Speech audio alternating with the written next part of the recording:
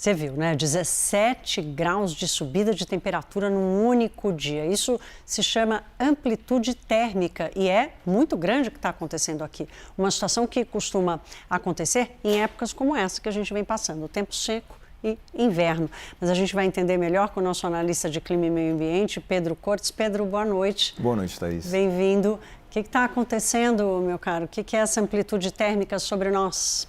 É exatamente a falta de umidade que nos leva a essa situação. A umidade, ela tem o poder, né, de regular, ajuda a regular a temperatura no ambiente. Então, ela absorve parte da radiação solar, parte do calor, fica, né, armazenado na umidade atmosférica ou no solo, quando essa umidade se faz presente.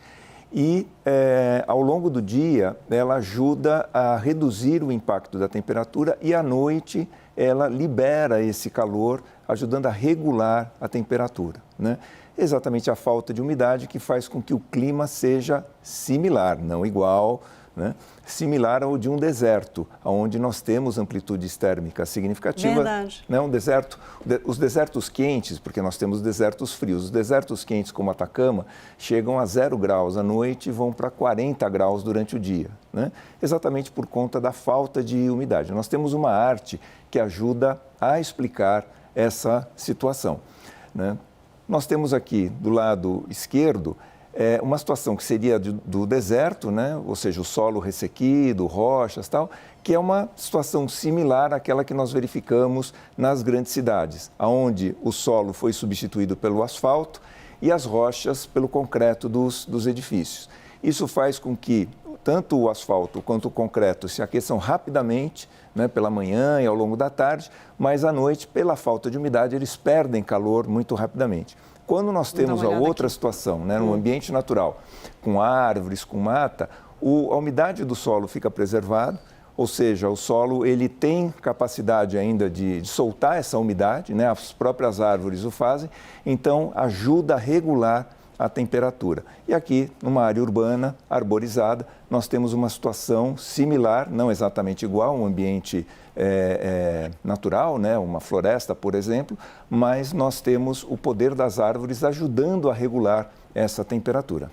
Agora, professor, a gente estava vendo ali o caso da estiagem que atinge novamente a região amazônica e lá tem muita árvore. O que está acontecendo para que essa seca seja tão aguda lá, aproveitando a sua presença aqui hoje? Bom, na verdade, ali nós temos uma das consequências do desmatamento na Amazônia, porque a preservação da mata ela é fundamental para que as chuvas circulem naturalmente, né? O volume necessário, exatamente, né? Seguindo o caminho dos ventos que vêm do Oceano Atlântico, encontram os Andes, fazem uma curva e se espalham para a região central do Brasil. E com o desmatamento, esse efeito de reposição da umidade, ele é quebrado, né? Ele é reduzido. Os ventos continuam soprando, mas as chuvas começam a rarear. É o que está acontecendo no Acre, é o que está acontecendo na região central do Brasil, o que está acontecendo, por exemplo, no Pantanal, uma das consequências do desmatamento.